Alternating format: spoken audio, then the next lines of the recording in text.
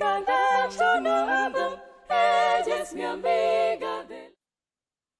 everyone. Thank you for joining us today. My name is Bianca Collins. I'm the curator of public programs for the Fowler Museum at UCLA. The Fowler is very excited to present today's program as part of our World Arts Local Lives digital programs. This is the first of our Fowler Films series, which features screenings that offer diverse perspectives on the lived experiences of people around the world, this time around in Cuba. Our curated film series is designed to spark curiosity and enjoyment of cultures across the globe. Today, we are so pleased to be co-presenting this screening of Soy Cubana with the UCLA Film and Television Archive. This award-winning short documentary features the Vocal Vidas, a female Cuban a cappella quartet whose infectious spirit and precise vocal harmonies embody the sounds of Santiago de Cuba, the cradle of Afro-Cuban music. A post-screening program will include a conversation with producer Miller Ungar and Afro-Cuban pianist, composer, and arranger Dayramir Gonzales, followed by a very special appearance by the Vocal Vidas themselves, straight from Santiago. First, a bit about our guest today.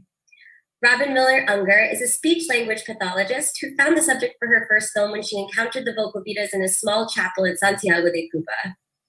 Soy Cubana, created at 60 film festivals from 2016 to 2017, winning audience awards and jury prizes around the world.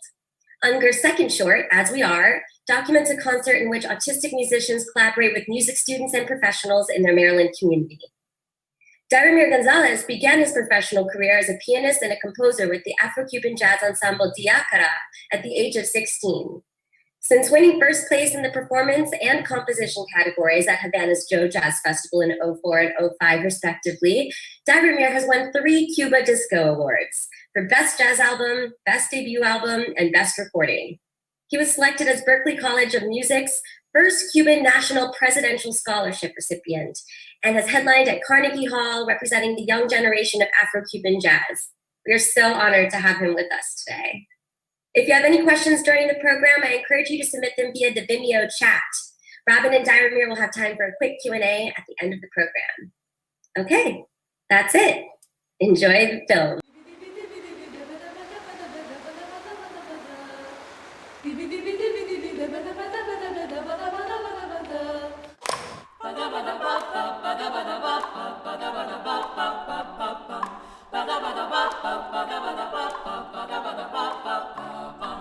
Por eso yo soy cubana y me muero siendo cubana.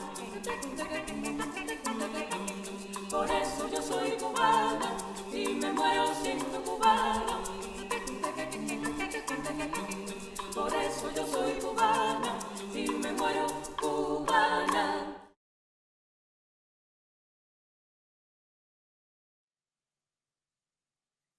Hi, I'm Miller Ungar, and I produced Soy Cubana. And I am so happy to be here today with the Fowler family and friends for this special screening. And I'm delighted to introduce my dear friend and colleague, amazing musician, composer, and a guy from Cuba, Dayramir Gonzales. Hello, everybody. I'm so happy to be part of this amazing program showing the Vocal Vidas, and so excited. Well, I'm here now. I want to know details about how everything started. Robin, I want to know how actually you discovered the Vidas. How was it? Well, Dayramir, it started in 2014. I was going to take a trip to Cuba with a girlfriend. Mm-hmm. We go on trips sometimes to what are sort of remote places together when communication might be difficult. Our husbands are in jobs that they have to be on the phone all the time.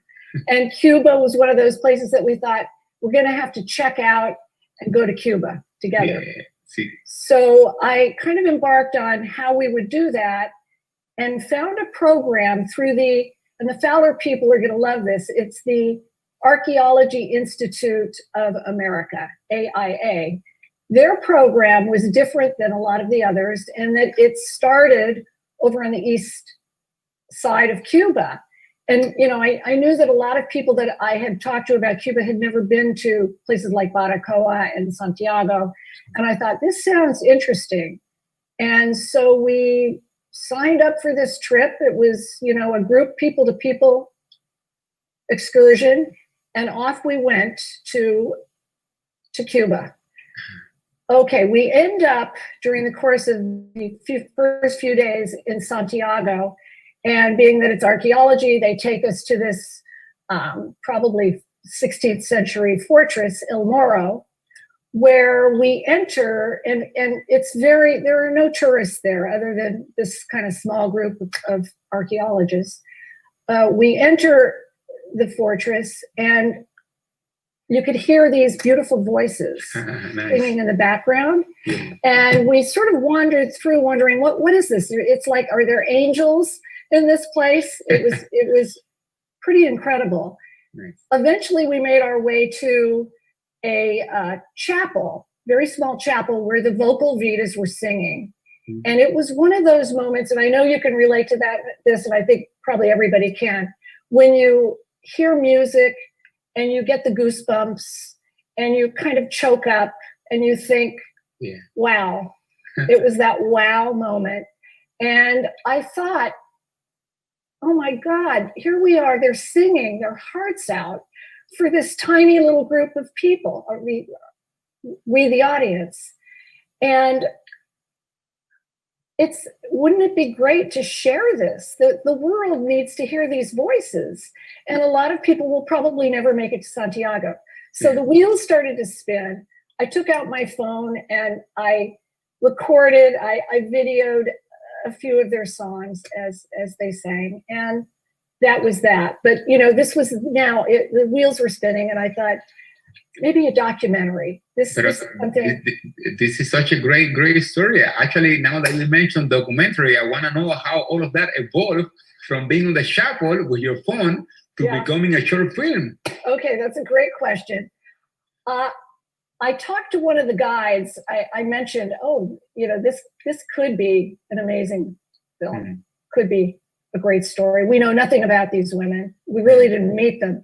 And he said, Robin, my wife is a doctor, and she is dear friends with Anita, who is the director of the Vocal Vidas. I can connect you when you get home. If you want to meet them, I can connect you via internet, because my wife has internet since she's a doctor. So it was, again, kind of like, okay, nice, maybe kind of meant to be. I got back home, and, my husband is in the film industry. And I often come up with ideas for documentary films, but somehow, I had never delved into this territory. I'm a speech pathologist with brain injured people. So this is like not my area of expertise, but I just showed him the video. I didn't even say documentary, and he watched it. And I think he had that same, emotional response, just seeing it on the phone. And he said, Robin, you got to go back and make your documentary. So I then thought, who's going to do this with me? Free trip to Cuba. And I spoke with my son, Jeremy, who is a director. He had not done documentaries, but he said, you know what? This is great. I'll find somebody who will do this with you. A couple of days later, he called me back and he said, guess what? I'm going to do it with you. And I've got a great guy, a dear friend, Ivailo Gedoff.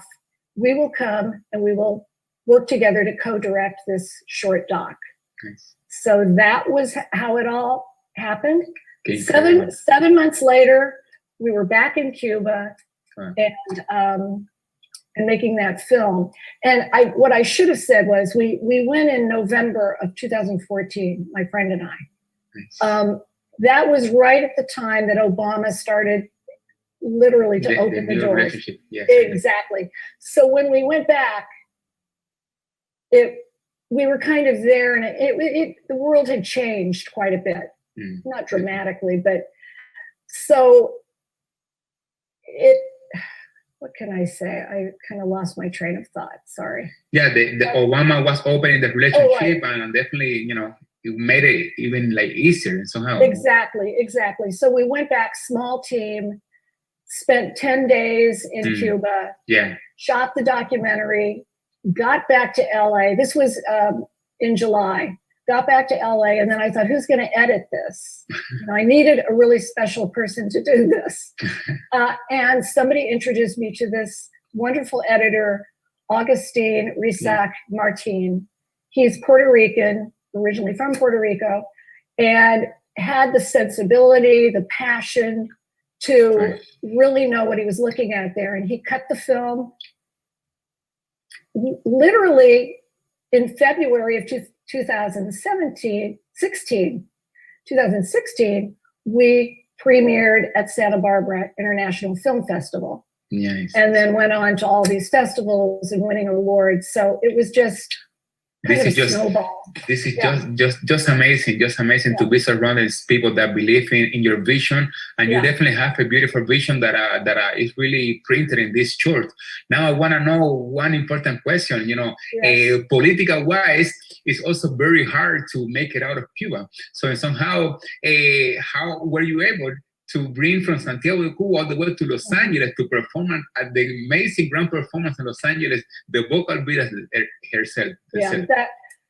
And you're right. It was very difficult. What happened in 2016 after we premiered, and by the way, the Vocal Vidas, I know you've won 3 Cuba Disco Awards, which are like, if people aren't familiar, they really are the Grammy, right? The Grammy Award of Cuba. Cuba, yeah. The Vocal Vidas won that spring for Best Vocal Ensemble, Best Vocal Group, the Cuba Disco. Yeah. So, they were growing in terms of popularity and awareness. As the film screened all over the country, and I kind of joined it. I went to many of the festivals. Everywhere I would go, I would hear, they've got to come back. I mean, they've got to come to the US. This is amazing. Right. You've got to continue this story.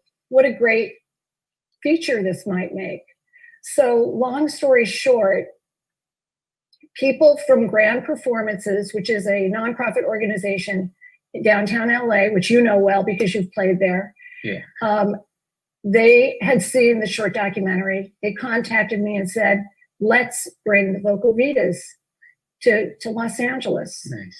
And that's how it all really started to fall into place. It was extremely difficult, and really we were down to the wire. They had 24 hours. We still didn't have, it was 24 hours before their flight out of Havana, and they did not have the visas from the US Embassy. It was, I thought, are we making a documentary or not? But they, about 12 hours before they were supposed to fly, they got the green light, they got the visas, and off they came to LA. And we were able to just continue filming, and that's going to be the Soy Cubana feature documentary, which you're part of. Sí, señor. Nice. Yeah. Nice. I'm so proud of you, Robin. You're really a long way coming along, and it's here. It's here. Yeah. Very nice. Very nice. Well, now let's talk about how I found you, your role here. Again, the circle, the small circle. I saw you first in 2018 at Grand Performances, where you were performing. We became fast friends. True. And when the time came, as we were finishing this film, we're getting close to completion, we realized we needed a score. And I thought, my friend Dayramir, he's Cuban, he knows this culture, he knows the language of Cuban music, and thank God you hopped on board, brother. So I'm so glad. I'm so proud of being part of this. I'm very, very, very, very thankful for the opportunity. I mentioned to you many times that I'm born in Havana, but my family, my mom's family is from Santiago de Cuba. So I was going every summer, as growing up to Santiago de Cuba, and so I'm very, very familiar with the Santiaguero life of style and music. And, this is definitely one of the biggest influences that I have in my music, the Cuban son, which is born in Santiago. So it's like the full cycle. Yeah. Talk about the process of creating this score, because we knew, when I talked to you originally about it, we knew that we wanted something that would complement the Vocal Vidas. There's so much music in the film. And I think you were really able to zero in on that need. Maybe you can talk about that. Thank you. Well, I mean, yes, when I saw the whole film, Soy Cubana, the Vocal Vidas itself, they were covering the film in a such amazing way, and they were having already so much balance in their music. So what I wanted to do is just to bring something different to the table, which is a young and fresh and contemporary vision of Cuban music to this film. I really wanted to express my Afro-Cubanness, and I really wanted to express like how a young lion, a young Cuban with so much hunger, musical-wise, was living in Cuba, now living in the US, how we can bring those worlds together, and without living outside Africa. So what I did is actually making the three most important elements, my Yoruba influences from Benin, Congo, Nigeria, also having, of course, the root of the traditional Cuban music with the New Yorker jazz influences. So all of that, I made it to start cooking, and the beautiful explosion is the music that we did in the film. So I'm so eager and looking forward for everyone to hear it and hopefully like it. Yes. Sí, señor. Sí, señor. Sí, señor. Could you talk? I think we have a few minutes for you to talk about the bata drums, because I'll tell a quick anecdote. Just that when the Vocal Vidas were planning to come here, they said we need a couple of things. We need a keyboard, which that was easy to practice in their Airbnb, and they needed the bata drums. And I thought, well, what are bata drums, and why would they need these? And as I think I told you, I was checking all over town. It was really hard to get them here, and eventually I did from the drum studio, LD. Yeah, a great LP. drum company. LP. Yes. Latin percussion. That was it. They were so generous to loan us some. But what I was finding was that these drums also had some sort of taboo for women. They said, well, if I can't loan my drums because only men are to touch these drums. What's that all about?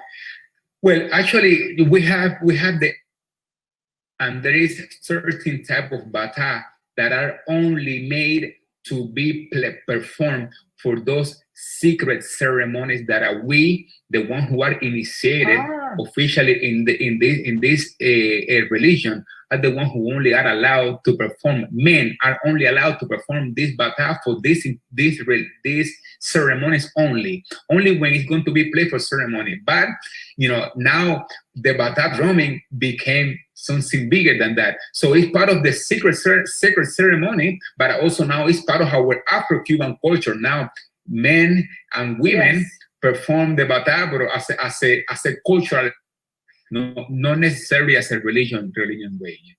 So I always say this because one of the biggest blessings that we carried from the colonization, if you can ever say that something good happened from get from that, is that the Spanish slave owner to us, they allowed the Africans to gather once a week, creating what they call cabildo. The cabildo were places for the Africans to gather and dance and perform their instruments. So this is one of the biggest legacy, because actually Brazil, Cuba, and just a little part of Haiti were the ones who actually were able to keep it for so long. And Cuban, we are proud of saying that the bata drumming has become part of our culture in many ways. All of these influences of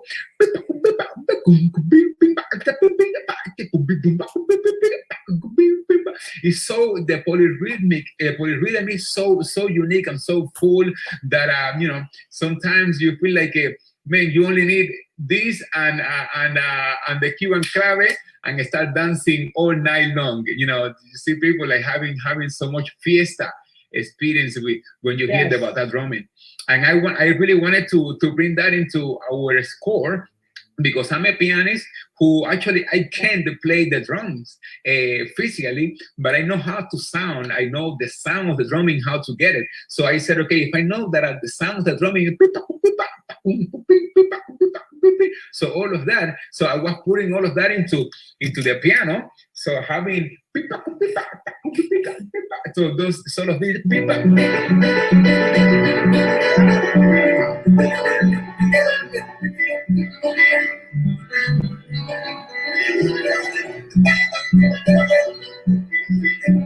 So when I was approaching the score, I really wanted to bring into my fingers the sound, the texture, and this rhythmic way of expressing the bata, but into the music. So I wanna just real quick to play for you and for everyone who's watching, how I was able to blend the bata drumming into the piano. Good? Great. Are you guys having fun? Are you guys having fun? Yes. So we can't hear them.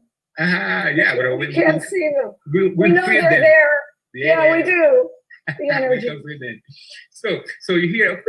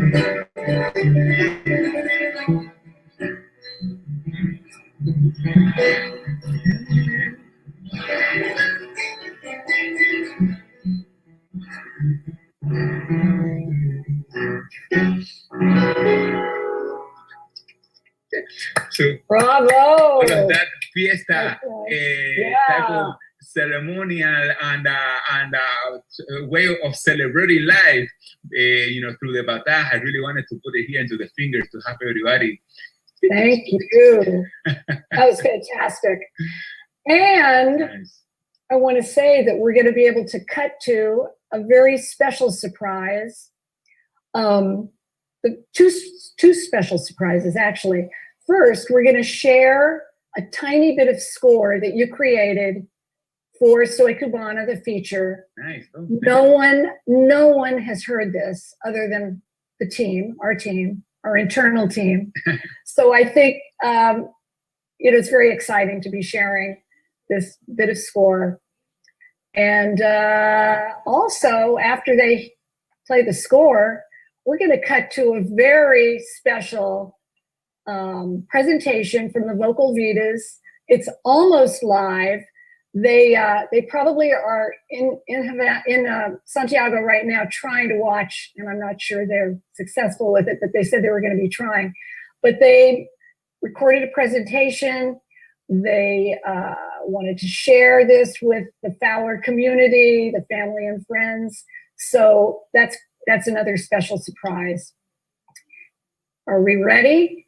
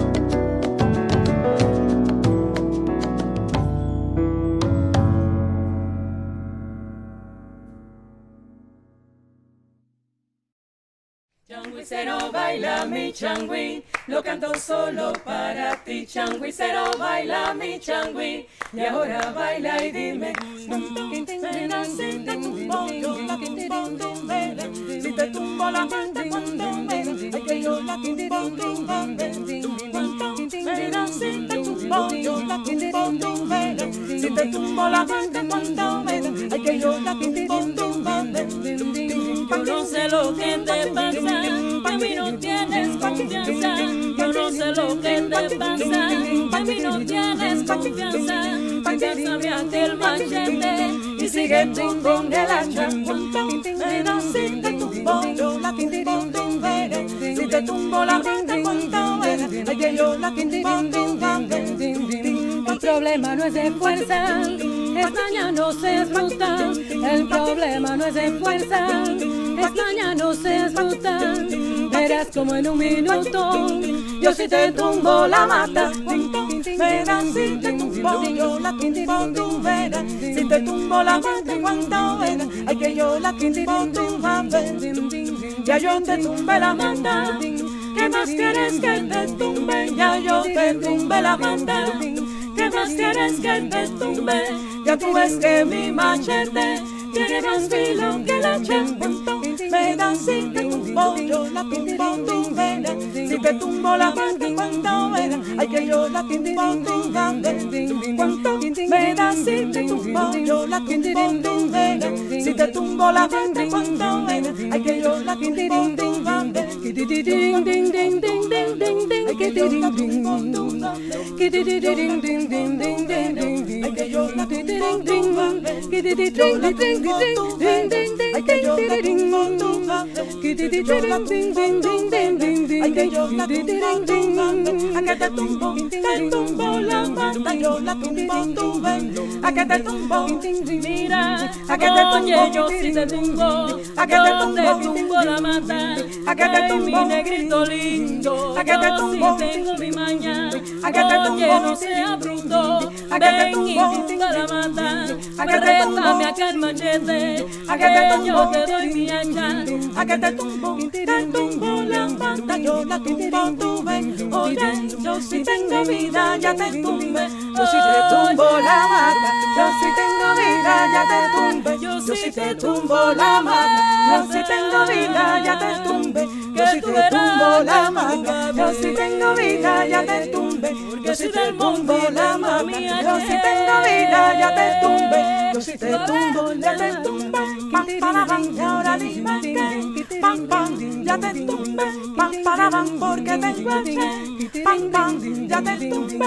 pam para pam, y ahora dime cuánto me das si te tumbo yo la tumbo, verás si te tumbo la mente cuánto verás, ay que yo la tumbo, cuánto me das si te tumbo yo la tumbo, verás si te tumbo la mente cuánto verás, dime cuánto.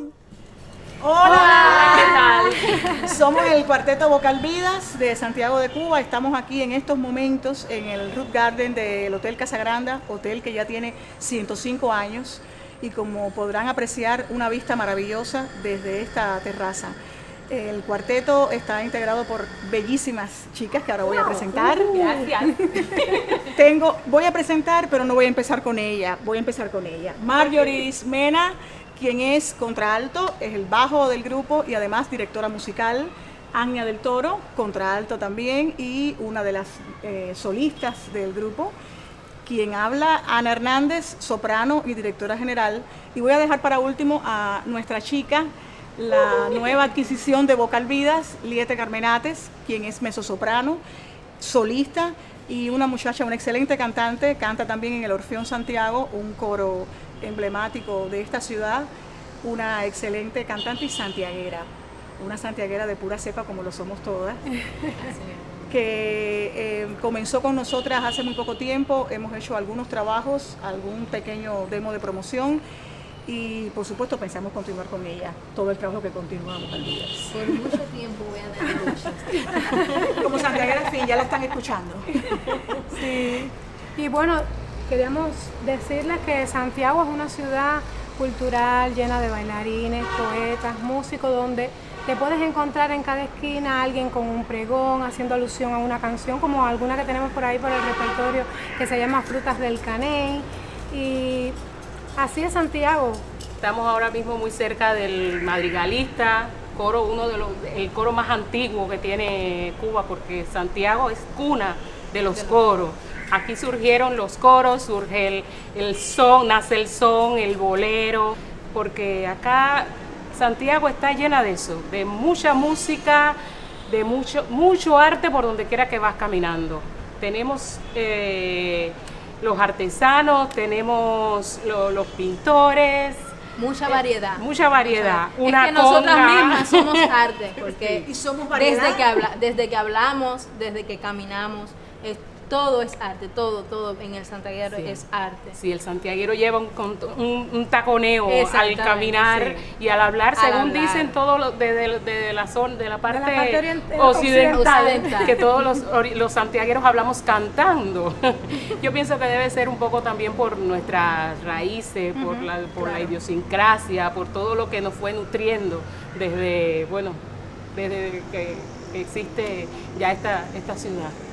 Efectivamente, y yo creo que el canto, que es algo que nosotros hacemos de manera profesional, está en Santiago y en el santiaguero, presente en todo momento. El santiaguero canta todo el tiempo, canta lo mismo en su casa, es decir, no tiene que ser precisamente un profesional que cante en una esquina si se siente atraído, que acompaña a cualquier grupo que esté haciendo una especie de show y canta, cualquier santiaguero canta.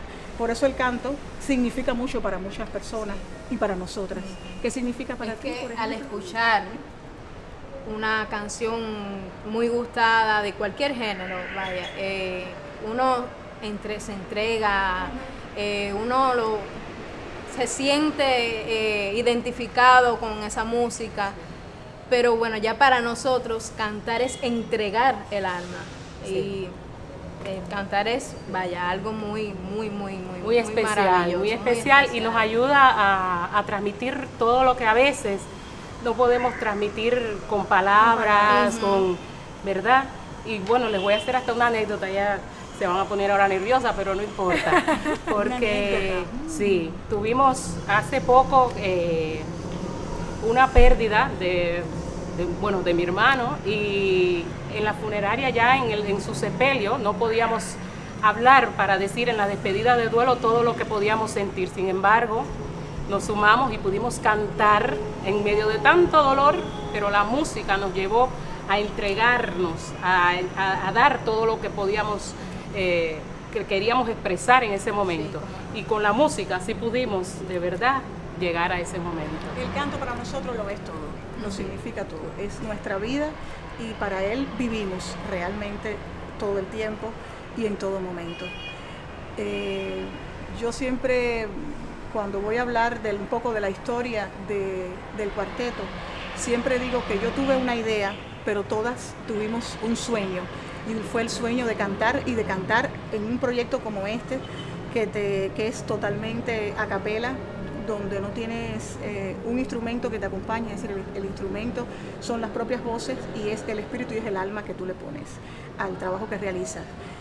Vocal Vidas tiene ya 8 años con resultados como el premio Cuba Disco, a partir del disco que grabamos con la EGREN, el disco titulado Canción y Vida, que fue nuestro productor Rafael Guedes, nuestro gran amigo, y coproductor Rodolfo Bayán, quien es el presidente de la Unidad de Santiago de Cuba.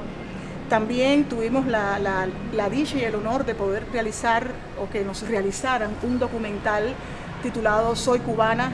Este equipo de producción de Los Ángeles, California, con su productora al frente, Robin Miller, a quien adoramos, nos hizo este documental para mostrar el trabajo que realizan 4 cubanas y 4 santiagueras a partir de la individualidad de cada una, es decir, cómo somos como mujeres, cómo somos como madres, como hermanas, como hijas, y cómo llevamos todas estas experiencias al trabajo musical.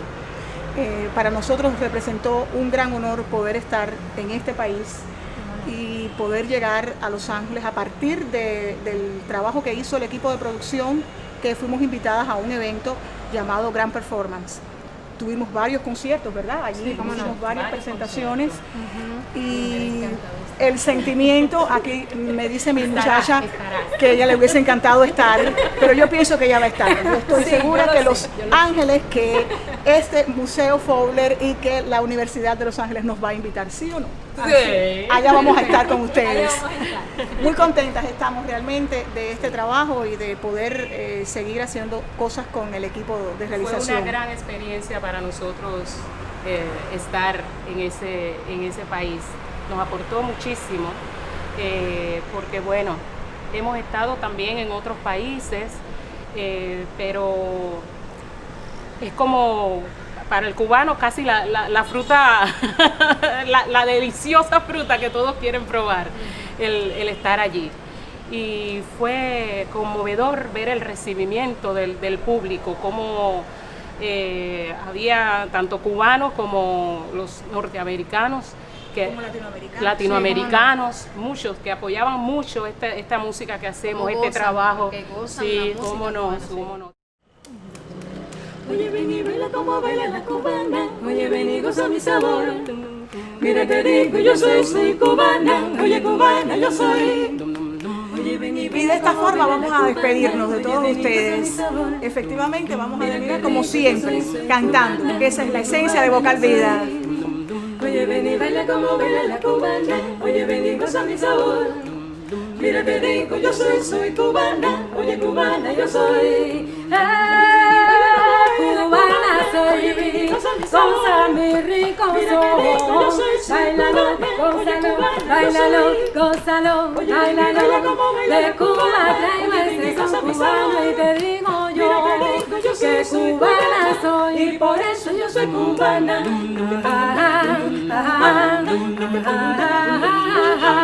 Son, san, son, oye mi son, san, son, oye no.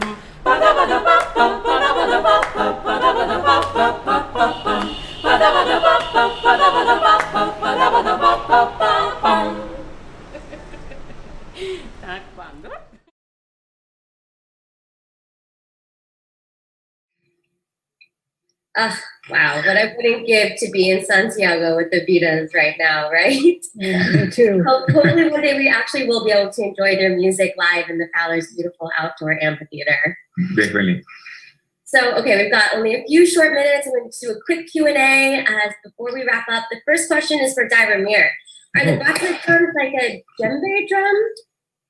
Bueno, djembe is a similar percussion instrument, but it's mainly used for Latin American and the Caribbean diaspora, so Brazil and Jamaica. In Cuba, we don't really use it too much, only when we want to play some bossa nova and stuff, but mainly we focus in the Cuban congas and the bata drumming. They are similar, but not the same. Oh, okay, got it. And someone wants to know if CDs, the Canción Vida, if it's available? Ah, yes. Actually, they are available. When the Vidas left LA, they had a box of CDs and they sent these. So I would be very happy to provide them to anyone who would like to buy one. I would suggest contacting the Fowler, either Bianca Collins or Chris Lewis, and they can connect you with me. And they are $15, and all of the proceeds would go to the Vocal Vidas. And I know they would appreciate it. So thank you. All right, well, thank you so much to Robin, Dayramir, and of course to the Vidas for joining us today and sharing such beautiful music. Hi, thank you, everyone. Thank you for watching. Smile, smile, smile. Some of music and a big hug for everyone, to everyone. Yeah, thank you, Bianca, your team, Chris Lewis for suggesting this idea, and Marla Burns at the helm of Fowler, who greenlit the program. Thank you. This program has been recorded. It will be available on our Instagram and on the Fowler website on Monday for you to revisit and share. If you're interested in becoming a member at the Fowler to join the digital happy hour that's happening right after this program, you can quickly email Fowler membership at arts.ucla.edu. Again, that's Fowler membership at arts.ucla.edu, and they'll sign you up and send you a link. All right, guys, we'll all join us again soon. Have a great weekend. Ciao.